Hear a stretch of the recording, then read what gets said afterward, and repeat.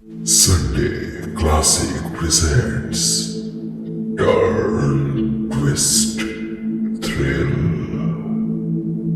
কিছু ভয়, কিছু রহস্য, কিছু আতঙ্ক।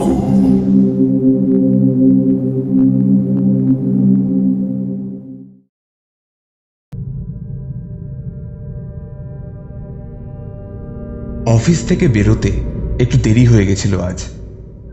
দুদিনের বকেয়া কাজ মিটিয়ে সবেমাত্র একটা গল্পের বই পড়া শুরু করেছিলাম। বইটা আমারই বন্ধু অনিমেষ গুহর লেখা, গত বছর বইমেলায় কিনেছিলাম। বইটার নাম আমি রহস্য। সেটা পড়তেই এত বিভোর হয়ে গেলাম যে সময়ের খেয়াল ছিল না আর। শেষে সিকিউরিটি গার্ড এসে তাগাদা দিলে তড়িঘড়ি অফিস থেকে বেরিয়ে আসলাম। হাত ঘড়িতে সময় বলছে রাত 9:20। শেষ মেট্রো পেয়ে যাব কবি সুভাষ থেকে। টিকিট কেটে ঢুকতেই দেখলাম সম্পূর্ণ স্টেশন প্রায় খালি।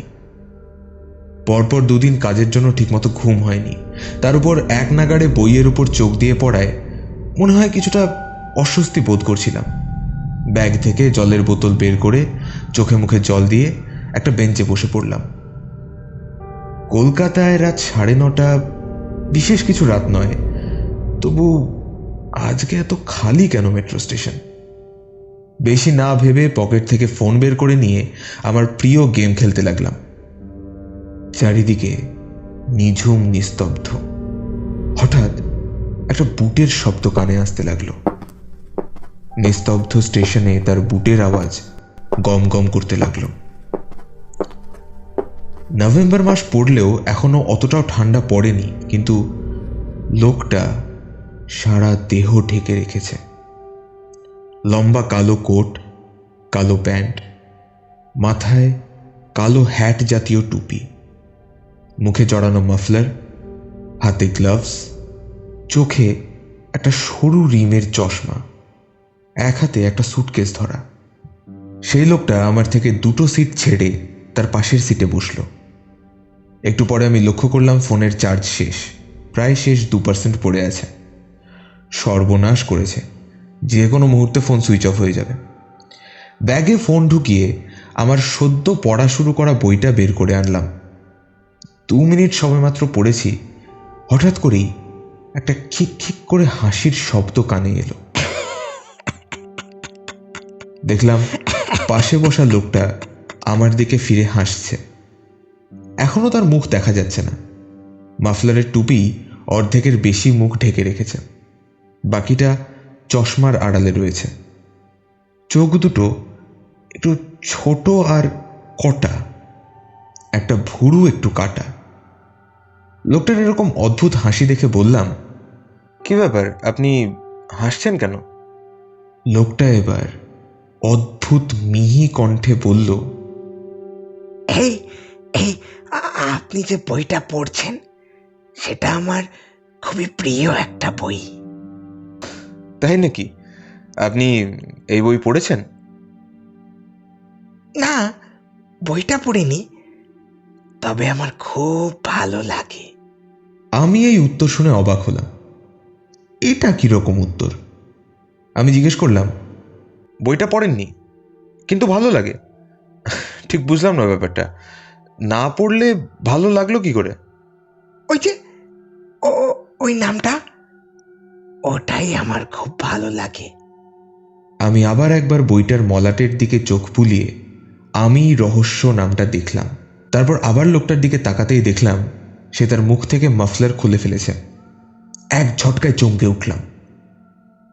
লোকটার মুখটা কিরম চোঙের মতো সরু, মুখের চামড়া বেশ কোঁচকানো, ঠোঁট দুটো পুরু আর মোটা, নাকের উপর একটা দুল পড়া, ঠোঁটের মাঝখান থেকে শ্বেত দন্তরাজি বিকশিত করে মহানুভব হাসছে। বড় বেমানান এই দৃশ্য, এবং এই নিঝুম নিস্তব্ধ পরিবেশে বড় অপ্রাসঙ্গিকও বটে। লোকটা সেই ধবধবে দাঁত বের করে হাসতে হাসতে বলল, হ্যাঁ, ওই নামটাই আমার খুব প্রিয়। আমি নিজেকে সামলে নিয়ে আবার জিজ্ঞেস করলাম, আপনি এই বইয়ের লেখককে চেনেন? আপনি চেনেন? হ্যাঁ, মানে সামনাসামনি কখনো দেখিনি, তবে এই কর্মসূত্রে সোশ্যাল মিডিয়ায় কথাবার্তা হয়েছে। গত 1.5 বছর ধরে তার সাথে আর যোগাযোগ নেই, তবে একসময় কথা হতো রোজ। ওর নতুন বই বেরোলেই পড়তাম।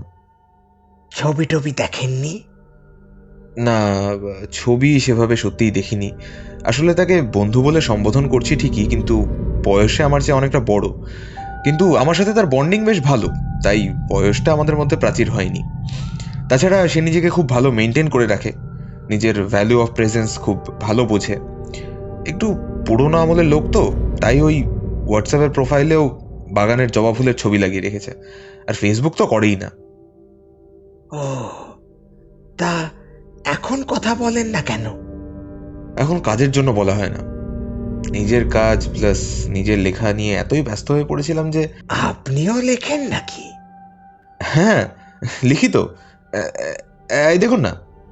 ব্যাগ থেকে আরেকটা বই বের করে এনে সেই লোকটার দিকে এগিয়ে দিলাম। লোকটা তার গ্লাভস পরা হাত দিয়ে সেটা নিয়ে দেখল। বইটার নাম খুন একটা শিল্প। লোকটা সেটার মলাটের উপর হাত বোলাতে বোলাতে বলল, এই বইটাও আমার খুব প্রিয়।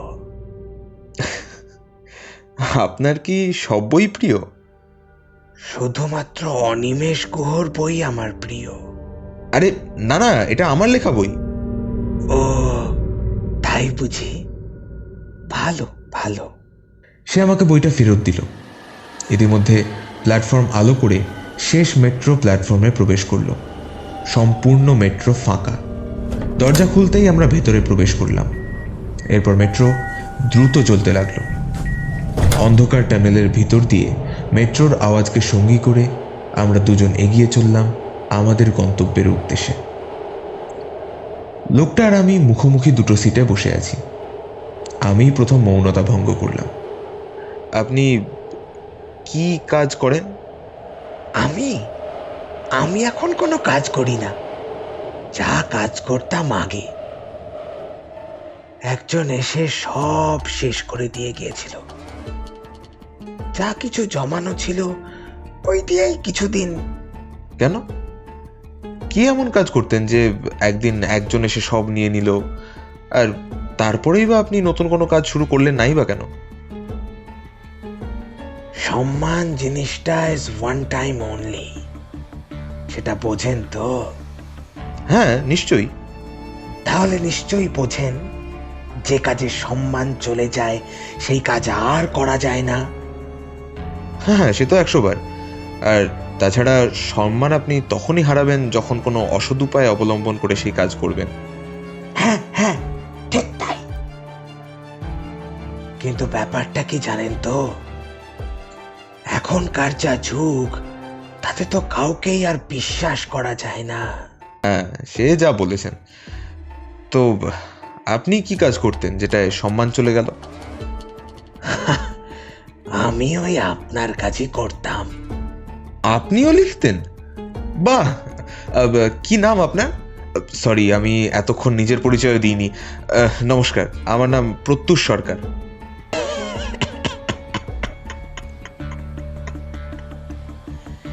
আমার নাম না হয় পরে জানলেন, আগে একটু বলুন তো, এই যে এই খুন একটা শিল্প, এই এই বইটা, এটা কি সত্যিই আপনার সৃষ্টি?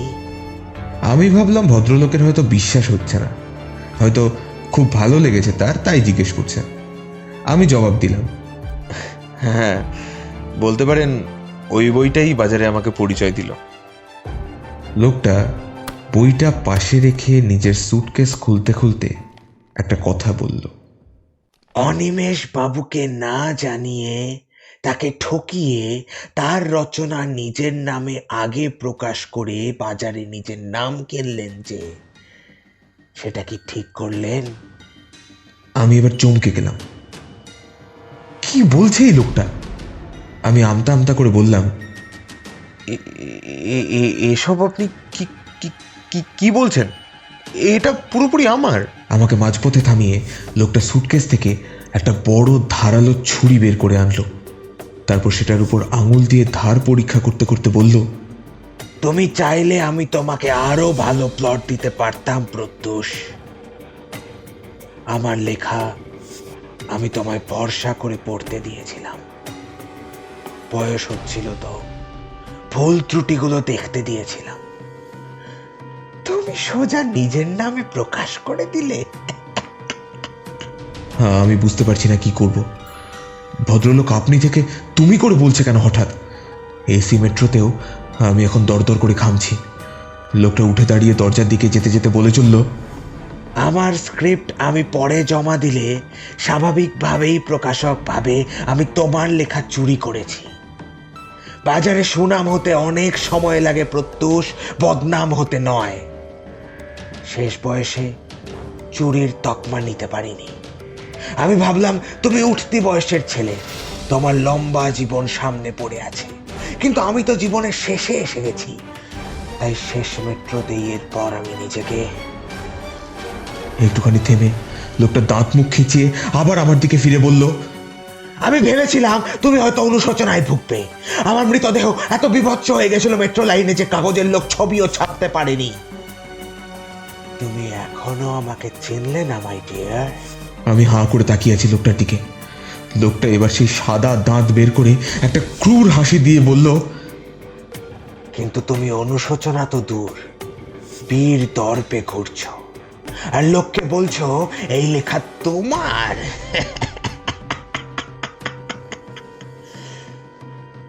এই বলেই লোকটা হঠাৎ লাফিয়ে তার হাতে ধরে থাকা ছুরি নিয়ে সজনে এসে বসিয়ে দিল আমার বুকের ভিতর। লাল টাটকা রক্ত ছলকে বেরিয়ে লোকটা সাদা দাঁত মুখে ভরিয়ে দিল, আরো বিভৎস করে তুললো তার মুখটা। লোকটা সাদা দাঁত বের করে হাসতে হাসতে বলল, নমস্কার। অধমের নাম অনিমেষ গুহ।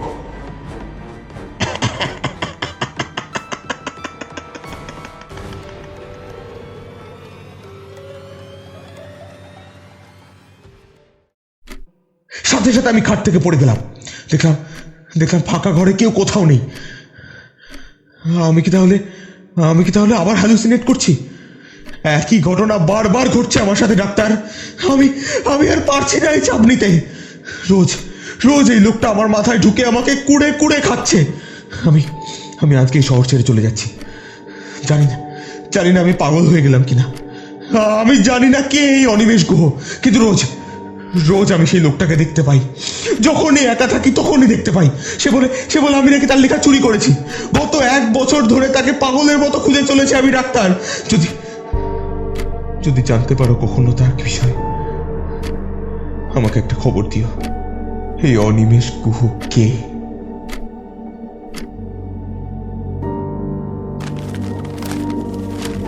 সম্পূর্ণ চিঠিটা পড়ে আবার ভাঁজ করে রেখে দিল কলকাতার আলিপুরে খোলা নতুন অ্যাসাইলামের মনোবিদ ডাক্তার।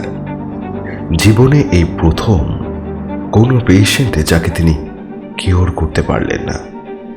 100% ট্র্যাক রেকর্ড ছিল তার। এখন জানে না কোথায় চলে গেল প্রত্যুষ। ডাক্তার হিসেবে এটা প্রথম পরাজয় ডক্টর অনিমেষ গুহর।